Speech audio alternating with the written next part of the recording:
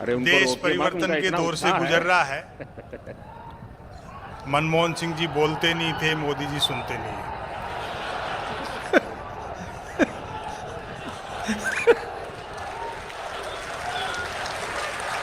आप लोग थक जाए उसके बाद मुझे कहना, फिर मैं शुरू करूंगा। बोलने का ऐसा कोई माध्यम नहीं है जिसको वो छोड़ना चाहते हैं।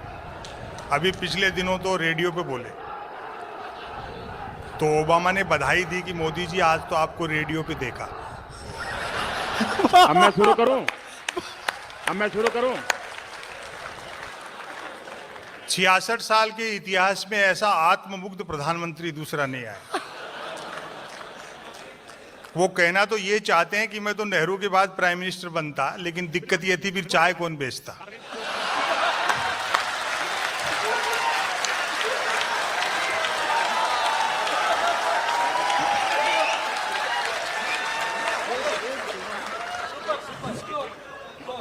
चुनाव के पहले दूसरा रूप होता है, चुनाव के बाद दूसरा रूप होता है। व्यंग तक पहुंच जाओ तो मुझे बताना, वो थोड़े समय रहना है, बड़े लोगों के अगवाने में हूं। चुनाव के पहले बड़ी ऊंची फेंकी, मेरा सीना 56 इंच का है। मैंने कहा भैया शादी करके पत्नी को भूलने की सुविधा होती तो हमारा भी इतना ही होता।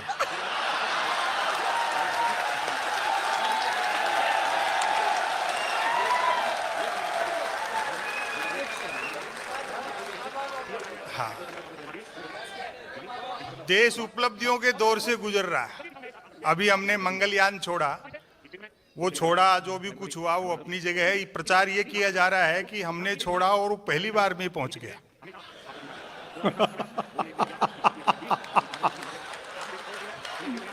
मैं तो खुद मंगलयान को बधाई देना चाहता हूं कि उपग्रह भारतीय होने के बावजूद वहीं पहुंचा जहां के लिए भेजा गया था। और मोदी जी भी बधाई के पात्र हैं कि योजना मनमोहन सिंह जी की थी, बदले की भावना से काम नहीं लिया, वरना आधे रास्ते से वापस बुला सकते थे।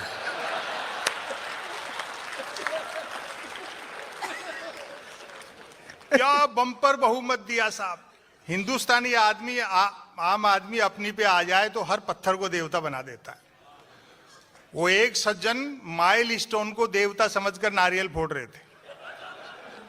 किसी समझदार ने टोक दिया, साहब आप जिसको देवता समझ रहे हो वो माइल स्टोन है। वो अड़ गए, अपनी पे आए हुए थे।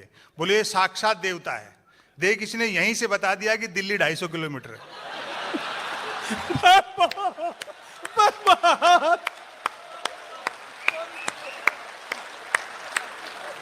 भाई वाह वाह, क्या बात है संपत जी, भक्ति का लक्षण।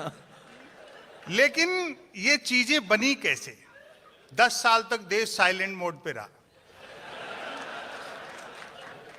मनमोहन सिंह जी ने न बोलने की परंपरा अंत तक निभाई। मोदी जी को जीत की बधाई भी मिस कॉल से दी।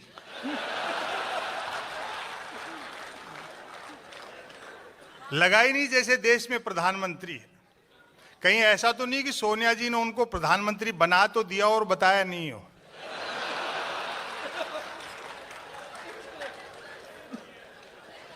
जब चुनाव के परिणाम आ गए तो मनमोहन सिंह जी 10 जनपद गए खड़ाऊ जमा कराने।